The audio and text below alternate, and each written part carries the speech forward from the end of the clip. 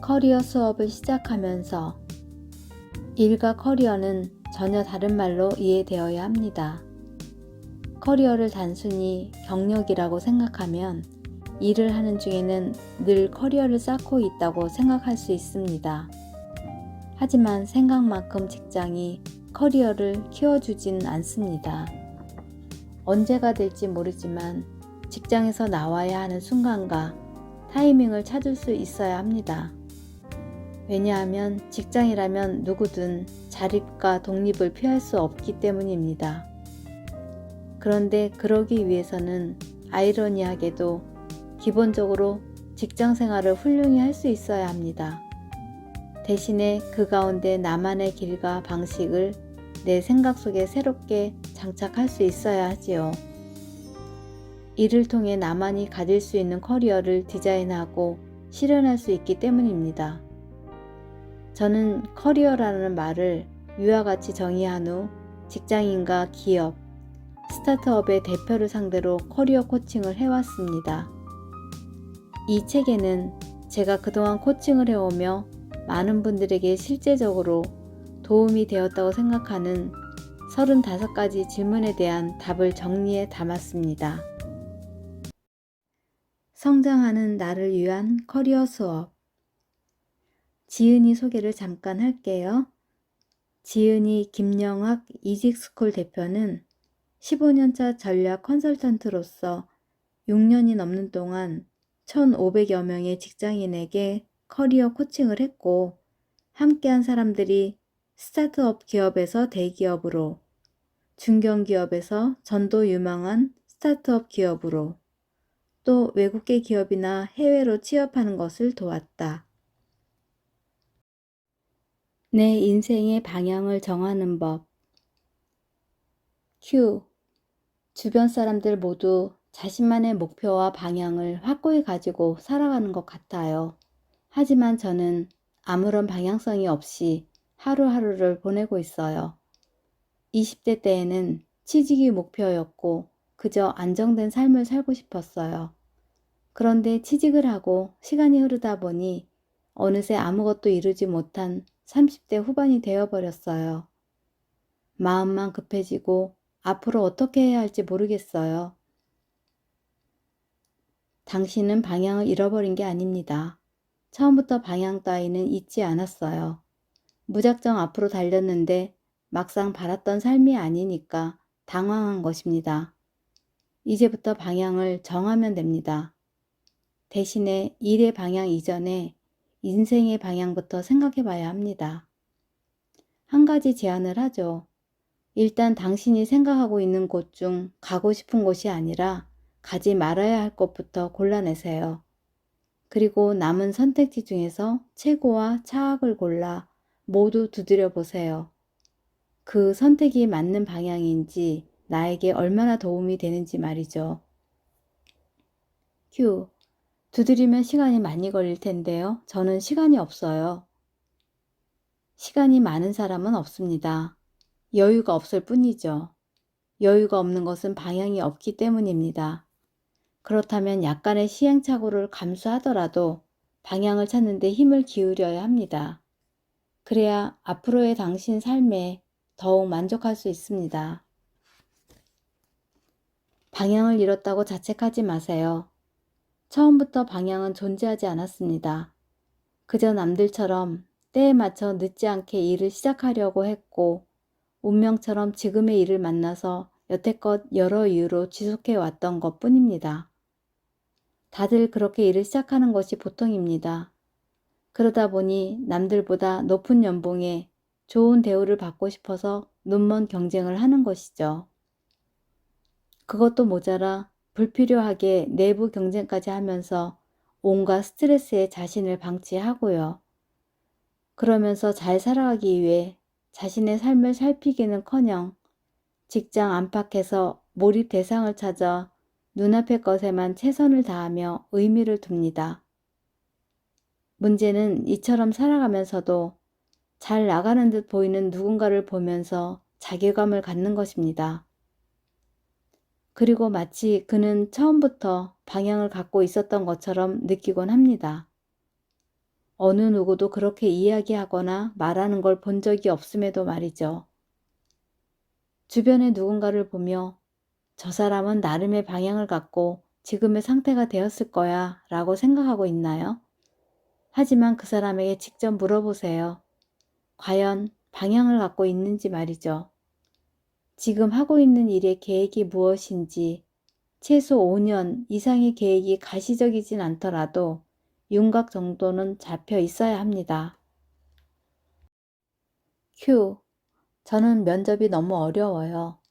평소에는 막힘없이 말을 잘 하는데 면접장에 가면 위축돼서 평소처럼 안 돼요. 그래서 좋은 기회들을 많이 놓친 것 같아요. 요즘에는 틈나는 대로 연습 면접을 보러 다닙니다.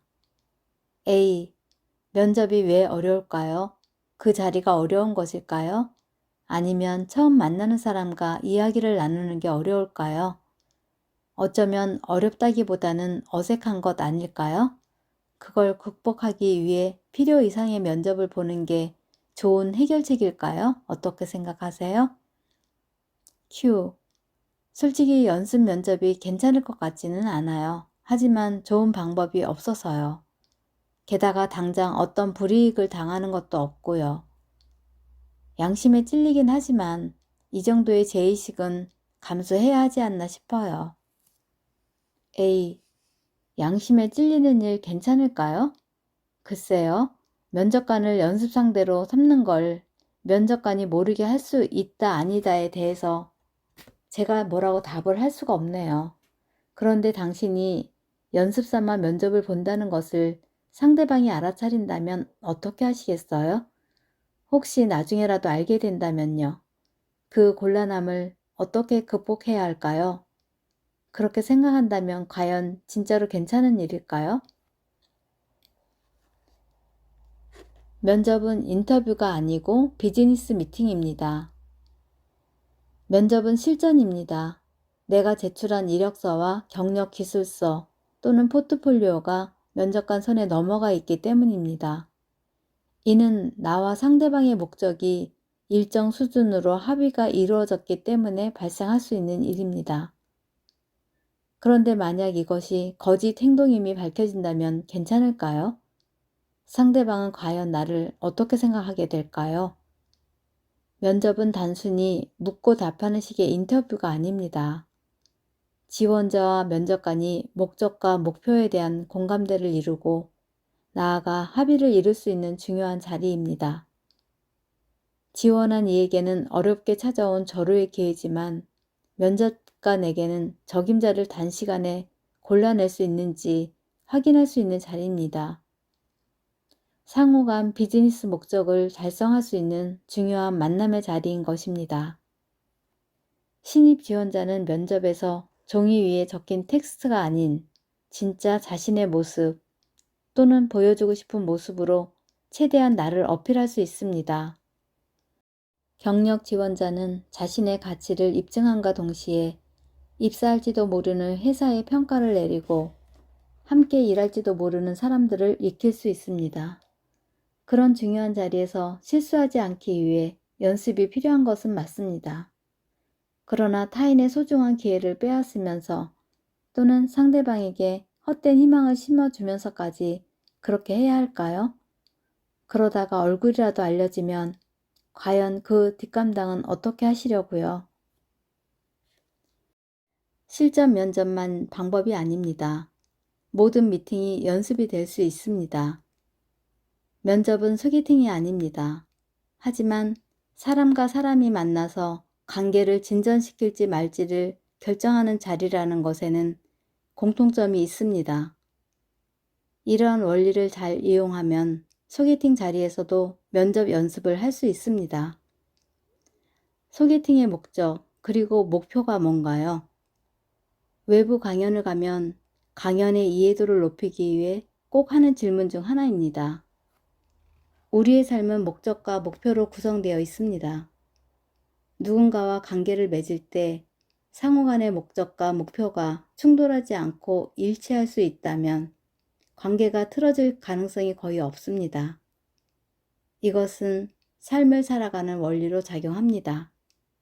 자, 이 글을 읽는 여러분께 묻겠습니다. 소개팅의 목적과 목표는 무엇입니까? 소개팅의 목적은 마음에 드는 사람을 만나기 위함입니다. 만날 사람이 마음에 드는지 안 드는지 글 또는 사진만으로는 알 수 없습니다. 그래서 직접 만나 실물은 어떤지, 말하는 모습은 어떤지, 취향은 어떤지 서로 합을 맞춰보는 것입니다. 그렇다면 소개팅의 목표는 무엇일까요? 소개팅의 목표는 마음에 드는 사람을 만나는 것이 아닙니다. 다음에 한 번 더 만나는 것입니다. 만나서 비로소 목표가 정해지는 것입니다. 다음에 만날지 말지는 만나기 전에는 알 수 없습니다. 달성 가능하거나 실현 가능한 것, 수치화할 수 있는 것이 목표입니다. 시작하기도 전에 다음에 한 번 더 라는 목표를 세운다는 것은 말이 되질 않습니다. 단박에 상대방을 사로잡을 수 있는 매력을 갖고 있다면 또는 특별히 무언가를 하지 않아도 상대방이 나를 알아봐 준다면 모르겠지만 대부분은 상대방이 나의 매력을 쉽게 알아보지 못할 가능성이 높습니다. 따라서 그 만남 자체에 힘을 쏟는 것은 당연하며 관계를 더욱 돈독히 하기 위해 다음 단계를 협의해야 합니다.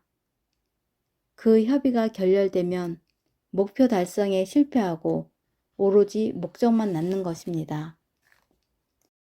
위의 원리를 면접에 대입하면 면접자와 면접관은 각각 같은 목적 대비 다른 목표를 갖게 됩니다. 면접관의 면접 목적은 역량 있는 지원자를 찾기 위함입니다. 또한 그들을 한눈에 알아보기 위한 눈을 기르기 위함이기도 합니다.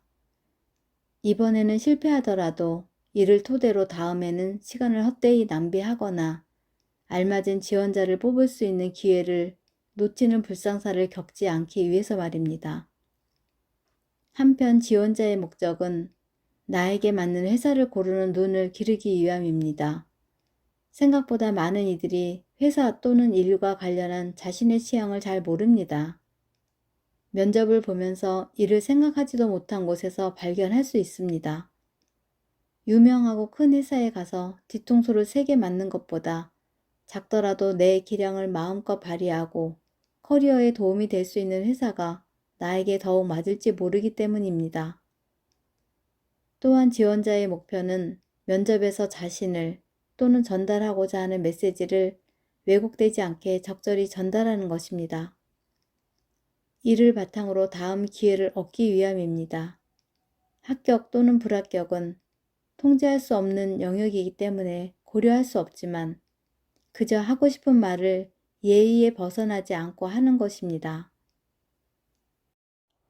다양한 만남을 통해 표현력을 기르고 실전 면접에 필요한 준비만 추가하면 됩니다. 위와 같이 자리가 가지는 목적과 의미를 생각하고 이를 나와 상대방의 역할에 맞게 조율할 수 있다면 어떤 미팅이든지 원리상 차이는 거의 없습니다. 결국 상대방의 입장을 얼마나 잘 이해하고 있고 그 이해를 바탕으로 나의 무엇을 어필하면 통할 수 있을지를 고민하면 됩니다. 그 가능성을 높이기 위해서는 오르지 못할 나무와 오를 수 있는 나무를 구분하는 눈과 실제로 오를 수 있는 강력한 손과 발만 있으면 충분합니다. 그 외에는 자신감입니다. 그게 전부입니다. 면접도 소개팅도 지금 이야기한 것을 실제로 보여줄 수 있으면 됩니다. 아마도 연습은 보여주는 것, 표현을 잘하기 위해서일 겁니다. 그렇다면 더 많은 이들과 더욱 다양한 만남을 통해 자신의 표현력을 기르는 것으로 충분합니다. 어떤 만남을 가질 때마다 그 만남에 참여하는 이들이 기대하는 목적과 목표, 그리고 나의 목적과 목표를 뚜렷하게 확인하는 것을 습관화한다면 부족한 표현력을 다듬을 수 있을 것입니다. 어떤 형태와 형식이 미팅이든지 자신만의 방식으로 분위기에 맞게 자신을 드러내는 것입니다. 그것이 진정한 연습입니다.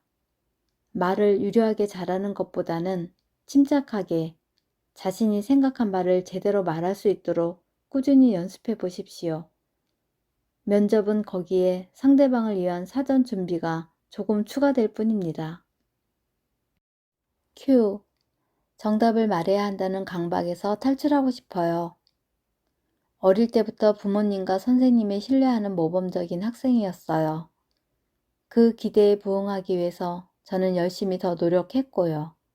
그런데 학교를 졸업하고 회사에 입사한 후 저의 문제를 깨닫게 되었어요. 사고가 경직되었다랄까? 가볍게 브레인스토밍을 하는 자리에서도 정답을 말해야 한다는 강박에 시달려 좀처럼 입을 열지 못하겠더라고요. 무언가를 말할 때마다 혹시 내가 말한 답이 틀리진 않을까 겁이 나서요. A. 불행히도 대다수의 직장인에겐 정답 강박이 조금씩은 있습니다. 대한민국의 교육 시스템이 끊임없이 정답을 요구하기 때문이죠. 하지만 회사에는 정답이 없습니다. 해답만 있을 뿐입니다. 생각의 프레임을 옮기지 못한 이들이 오답 포비아를 겪습니다. Q. 저도 그런 상황 같습니다. 그런데 문제는 알지만 고치기가 쉽지 않네요. 어떻게 하면 괜찮아질까요? A. 모든 습관은 의식에서 출발합니다. 다이어트를 위해 절식하고 운동하는 습관을 들이고 공부를 잘하기 위해 책상 앞에 앉는 습관을 들여야 하듯 일에서 해답을 잘 찾기 위해서는 일의 본질과 특성을 이해하고 관련된 데이터를 활용하는 습관이 필요합니다. 학교와 직장의 정답 결정 메커니즘은 차이가 있습니다. 학교에서 우리는 정답에 대한 요구를 받습니다. 답은 이미 정해져 있어 달달 외워야 하고 충분히 외웠음을 타인과 겨루어 누가 더 많이 정확하게 알고 있는가를 평가받습니다. 그것이 어떤 의미를 갖고 있는지 따질 겨를은 없습니다. 그저 모두가 하나의 기준에 의해 서열화되는 것에 암묵적으로 동의합니다. 이러한 정답 프레임에 지배된 작은 사회에서 자란 이들에게는 정답을 말해야 하는 강박이 자리 잡게 됩니다. 정답을 말하지 못하면 그에 따른 페널티가 발생하기 때문입니다. 그러나 직장인이 되면 정답은 존재하지 않습니다. 답정너 방식의 학교에서 벗어나 직장에서는 답을 누구도 확신할 수 없고 심지어 통제하거나 관리할 수도 없습니다. 누군가는 이런 상황에 막막함을 느껴 자신감을 잃기도 합니다. 이른바 오답 포비아, 오답 공포증이 생기는 것입니다. 이들은 회사가 기대하는 답을 말해야 한다는 강박 때문에 틀릴 것 같으면 차라리 입을 닫아버립니다.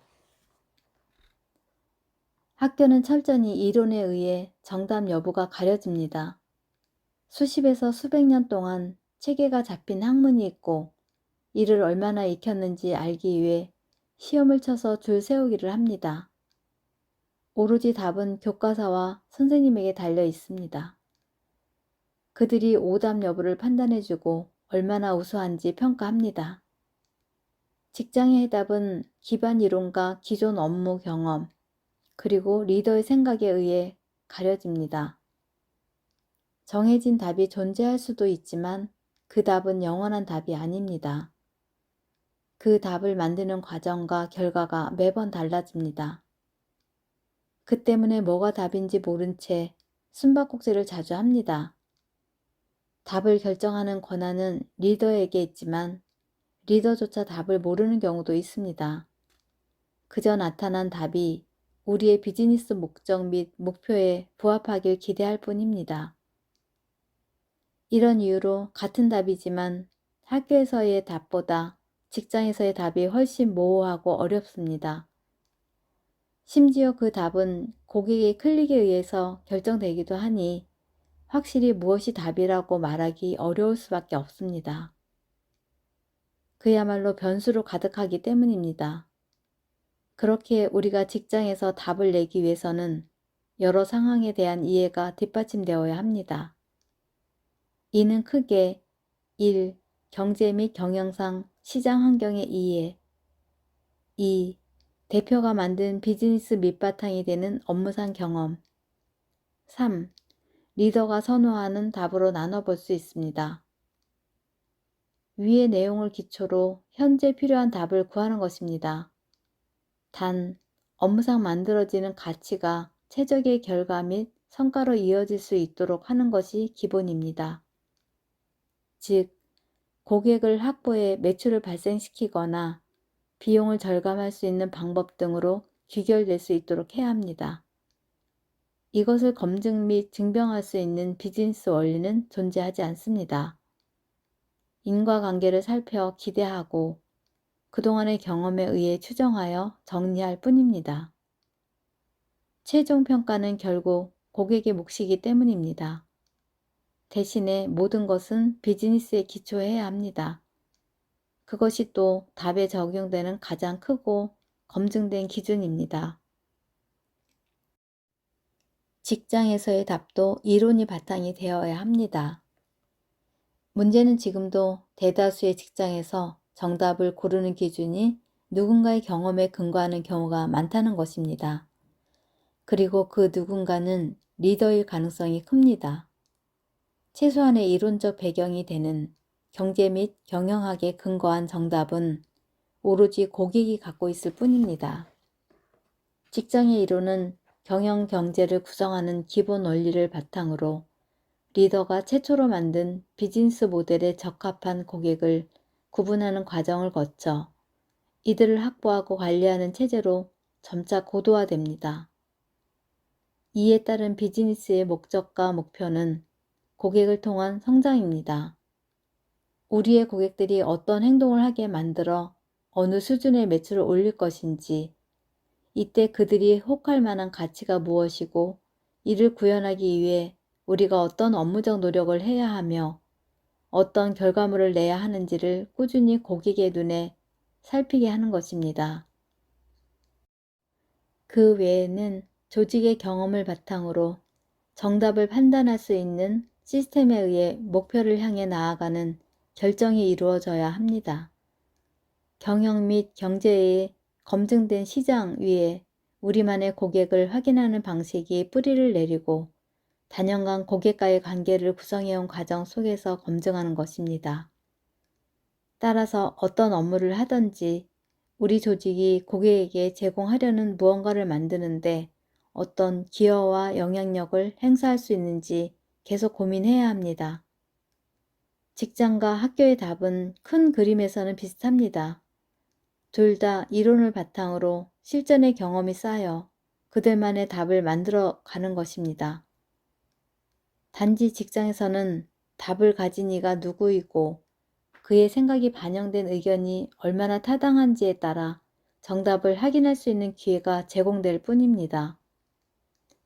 혹시나 비즈니스 결과를 자신의 성과로 오해하여 누군가에게 과시하듯이 나의 성과와 업무 실력을 내세워서는 안 됩니다.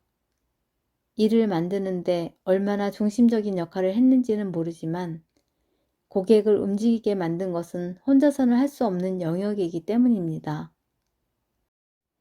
쉽게 말해 직장 속 정답 메커니즘의 작동 원리는 1. 경제 경영적 거시, 미시 환경 변화와 2. 조직의 업무상 경험을 바탕으로 성장의 과거를 반복하기 위한 과정과 3. 리더가 바라고 원하는 목표 달성의 답을 위한 내부 활동의 화학적 결합을 통해 가능한 현실적인 답을 증명해내는 것입니다. 위의 답이 도출되는 과정을 이해하고 100% 정답은 없다는 가정에서 출발하여 꼭 답을 이야기해야 한다는 강박에서 벗어나도록 노력해야 합니다. 또한 그럼에도 가장 정답에 가까운 답을 내기 위해 서로 협력하고 협업해야 함을 잊지 말아야 합니다.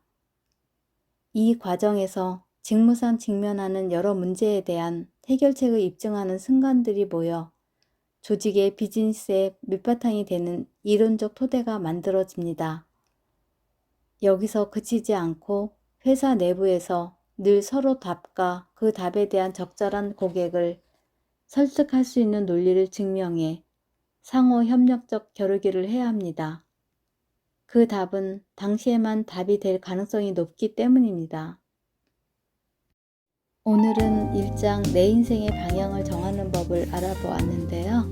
이 책에는 이 외에도 2장 일과 나 사이 적절한 균형을 잡는 법, 3장 보다 넓고 깊게 전문성 기르는 법, 4장 나만의 사업 시작하는 법 등이 수록되어 있어요. 다양한 면에서 코칭이 필요하다면 이 책에서 도움을 받을 수 있습니다. 함께 해주셔서 감사합니다. 편한 밤 되세요.